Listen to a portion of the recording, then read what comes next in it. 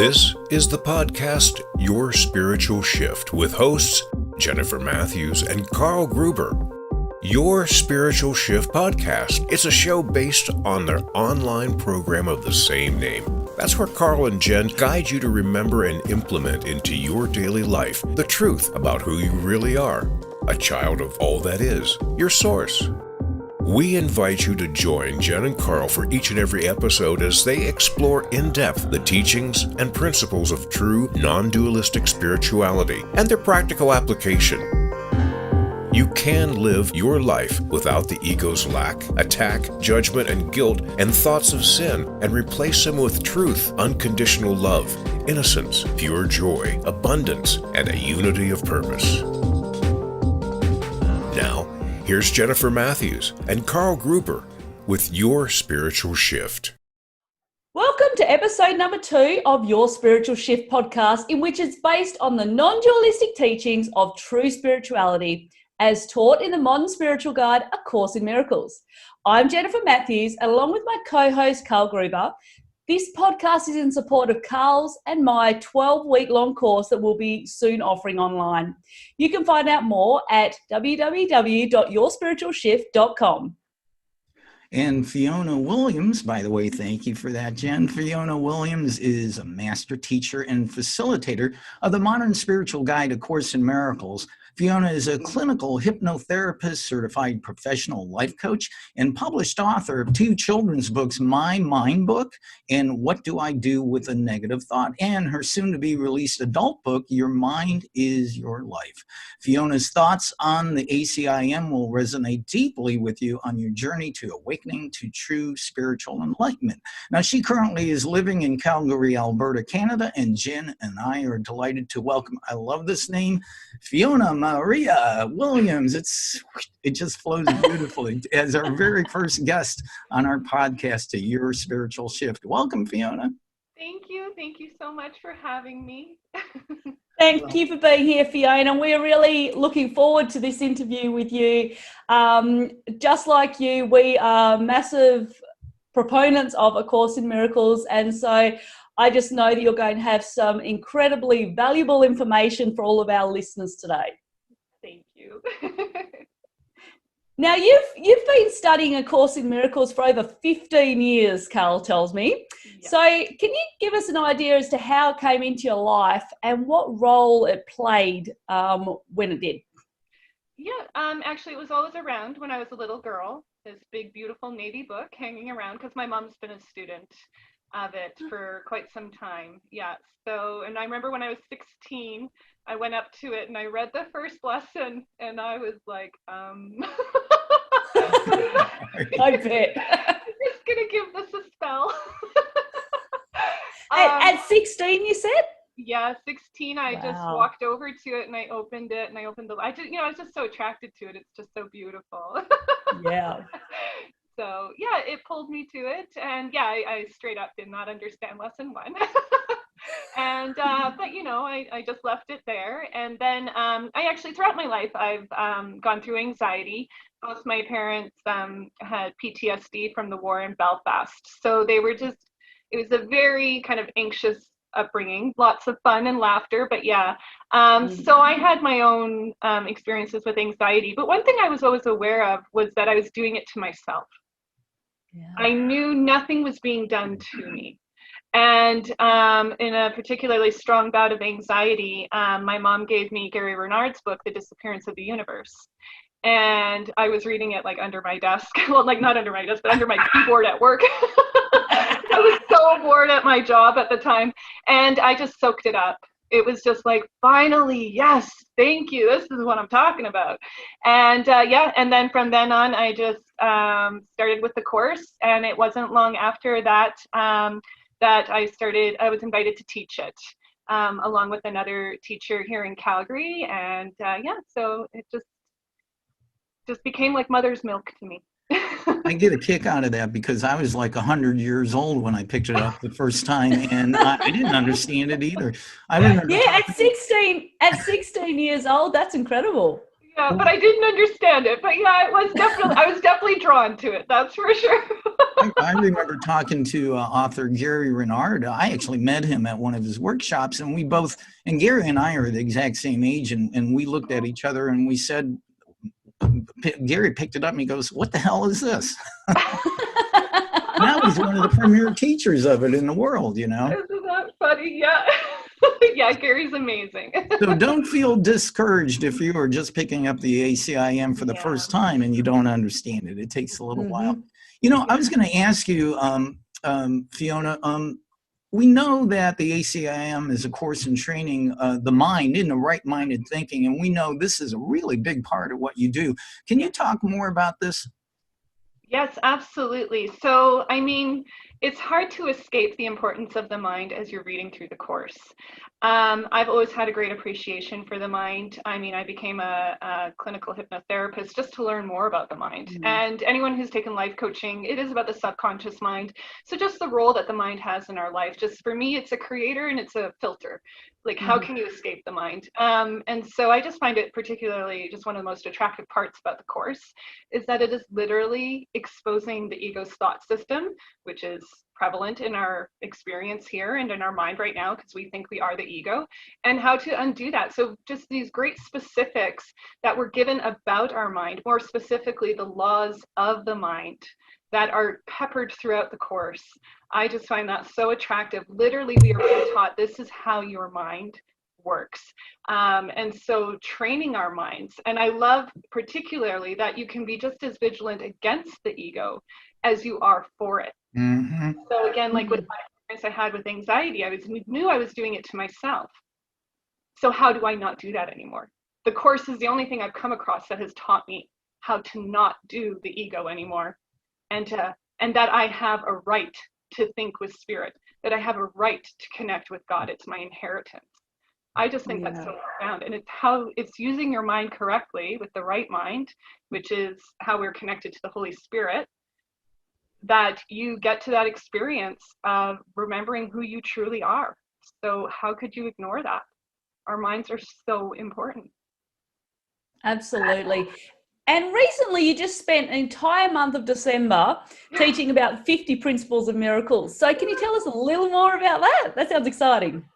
Totally. I know every course student probably knows this, but miracles are natural. Like, isn't that exciting? Yeah, totally exciting. It is. Healing is natural. Miracles are natural. You just have to get used to them. You just have to start accepting them and welcoming them. That's all you got to do. You're not stuck. You're not stuck in your pain. You're not stuck in your conflict. You are never stuck. The Holy Spirit is an inherent part of who you are. And that is the gateway to miracles. I believe everyone deserves to know that miracles are there for them. And that's what I wanted to do over this past month in December, was to just be like, people, wake up. This is for you. And I wanted to just elaborate on them so people could be like, yes, because it's repetition, right? Like, yes, I can do this. Yes, I see that. That's resonating deeper for me. Okay, let's do it.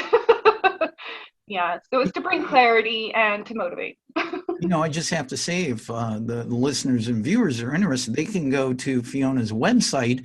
I believe you did 2 miracles per short podcast on your website, and they can access that.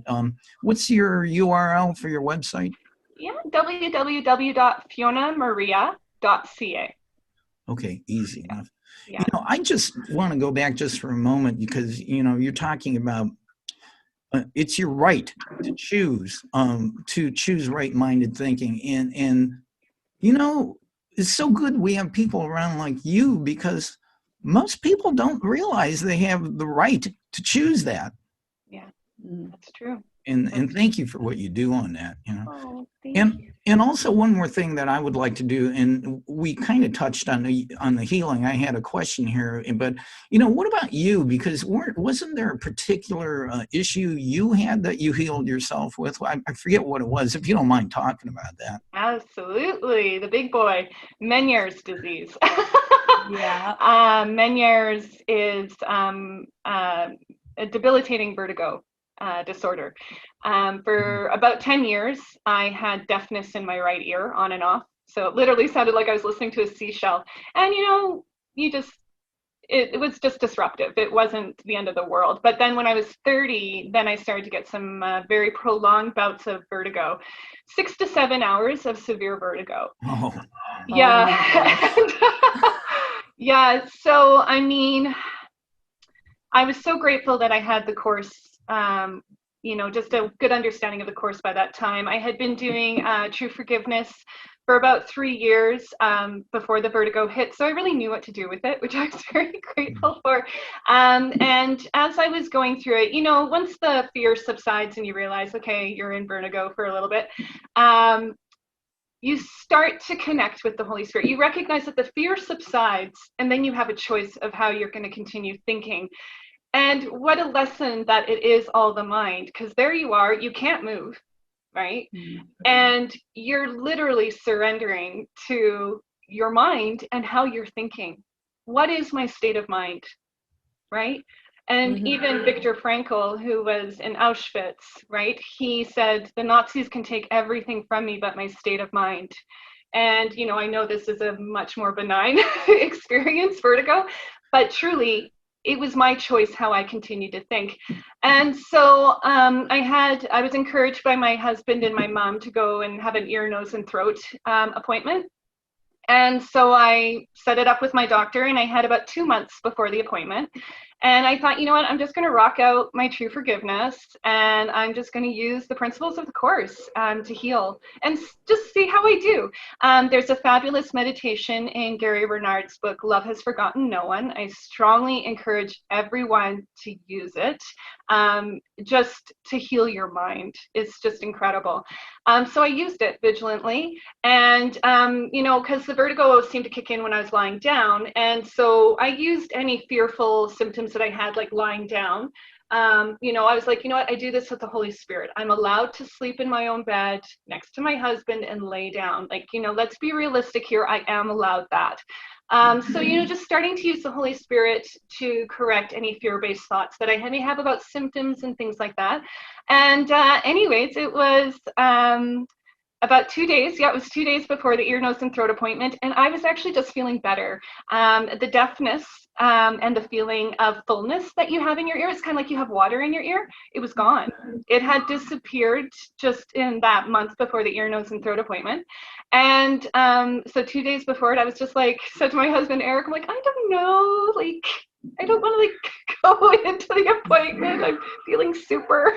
And he's like, of course he loves me. He's like, no, please do it. I'm like, hey, I'm just going to go hang out with HS upstairs for a little bit and just kind of release this resistance that I'm having. So I just went and meditated on my bed, and I just said, Holy Spirit, I don't care anymore. I just don't care about my ego agenda. With the vertigo, I just don't care. It's not important. What's important is my oneness with God.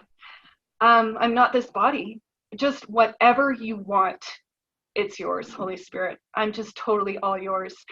And as I was walking back downstairs, I have a Buddha statue on my landing, and I saw the Buddha, and this feeling came over me that was just, he can do it, I can do it.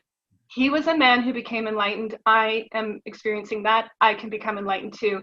I choose my oneness with God. That's it. That's all. Carrying on with my day.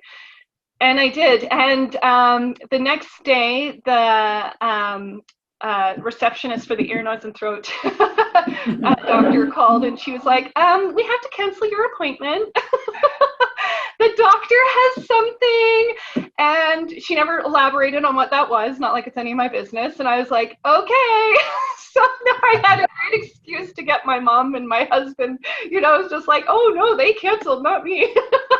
Talk about synchronicity. It was incredible. And then that evening I had a dream, and I love dreams. The Holy Spirit speaks to us through our dreams. Please pay attention to your dreams. But anyways, in my dream, I went into my bathroom, and I had this big mirror, and I had a tickle in my right ear. So I was in the dream scratching it with my little pinky. And as I started to, all this black oil started to pour out of my ear, just gobs of it. It was disgusting. And it was going all over the mirror. No. And there was it was almost like unclogging a drain. There was clumps of hair, and there was even a little monkey hand. And I call the ego Wow. the cheeky little monkey.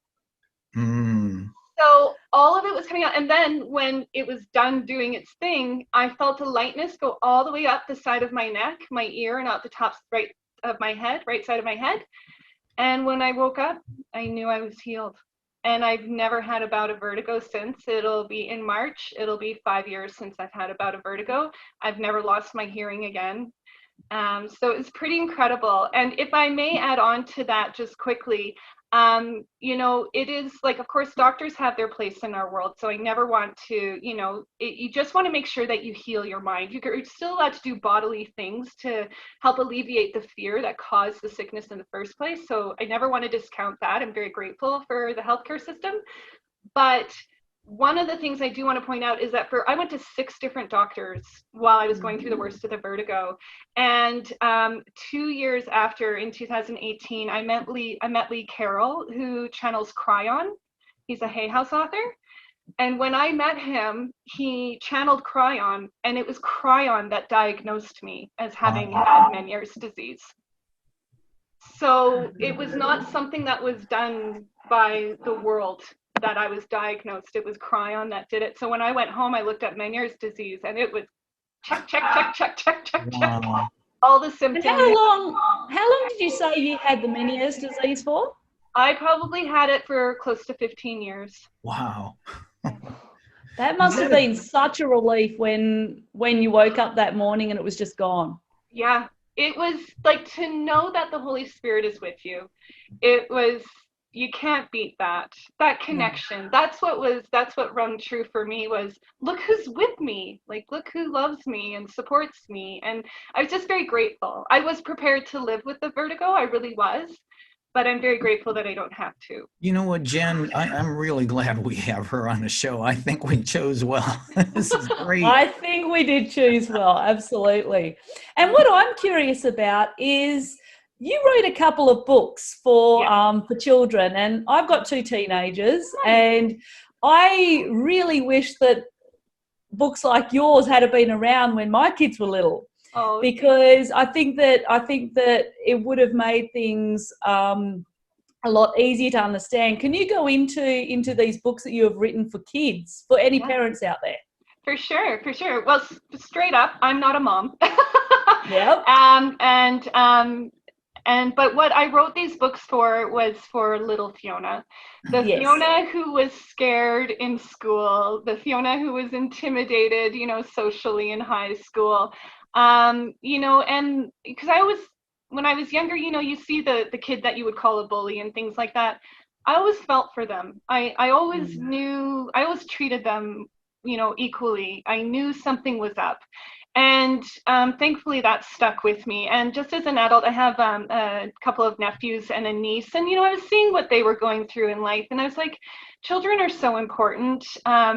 They deserve to know, again, who they are. And if we can help prep their minds now for miracles, then, imagine what their teen years will be like and their adulthood. It's not to say they won't have their trials, we all do, but if they know what to do with them, or just feel stronger in love than fear, then I think that's pretty incredible. So I gave them the laws of the mind from A Course in Miracles in my first book, my mind book, which is incredible, because to me, how can you know how to use something if you don't know how it works? Mm-hmm. Straight up, right? So that's what my mind book does. It outlines that, and it has a parental guide at the back, because parents and teachers, any adult in a child's life, you're their demonstrator. You are their model. I always say you're always on the catwalk. You've got those eyes always watching you. So, it is a collaboration between children and the adults in their lives. And so the parental guide just helps them go through communication, 5 steps for good communication with children, which reinforce love, being calm, and just help to keep the ego at bay, and just help to tend to what the child really needs. Because A Course in Miracles, as we're taught, fear is really a call for love. So those 5 communication tips honor that this is a call for love. How do I respond with love? And then the second book, actually, so I had a bout of PTSD, caregivers PTSD. I had taken care of my dog for 6 weeks while he had cancer, and I was woken up repeatedly throughout the night to his cries. You know, if a dog can cry, he did, God bless.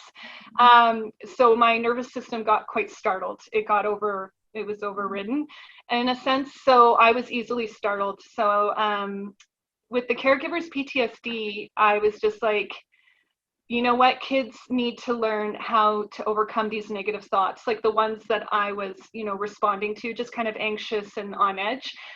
So that's where What Do I Do with a Negative Thought came from. It's literally the techniques that I've used from A Course in Miracles to overcome PTSD. So did you find you dealt with anxiety when you were younger?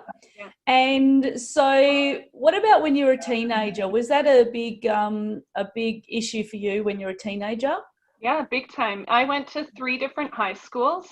And it really kind of held me back. The social anxiety kind of held me back from performing to my best ability in school, and to the point that I wasn't eating very much. A doctor actually thought I was anorexic, which I wasn't. I love food, but I just really couldn't stomach much, so yeah, I definitely, anxiety has always just been there in my life. Yeah. Well, I think that is really great that you wrote those kids' books, because, author Bruce Lipton wrote in his book, Spontaneous Evolution, and this is well known in science, that by the time we're 6 or 7, everything is already ingrained in our life. But he points out that when you're that young, the mind is still, I forget if it's beta or alpha waves, is still actually, which is, and you're a hypnotherapist, there's a certain wavelength that is induced where it's just entrained in you, and that's all the kids have until they grow older. So they're young children are almost like hypnotized into the facts, and if the ego is the teacher, then oh man, no wonder the world's so crazy. And now with books like yours, that is absolutely fantastic. Thank you.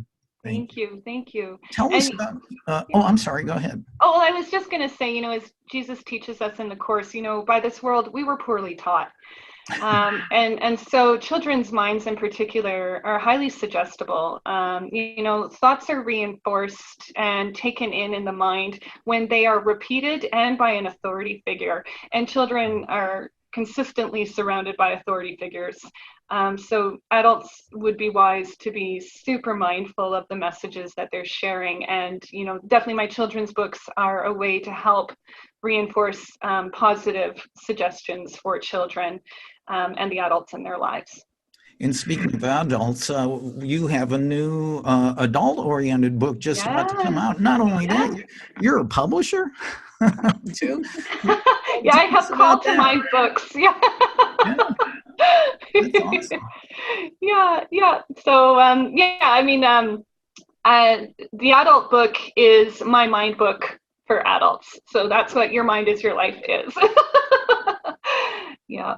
So it really lays out the ego's thought system, but also in practical means of, how the ego shows up in my life, right? Like I judged a girl's outfit at the mall.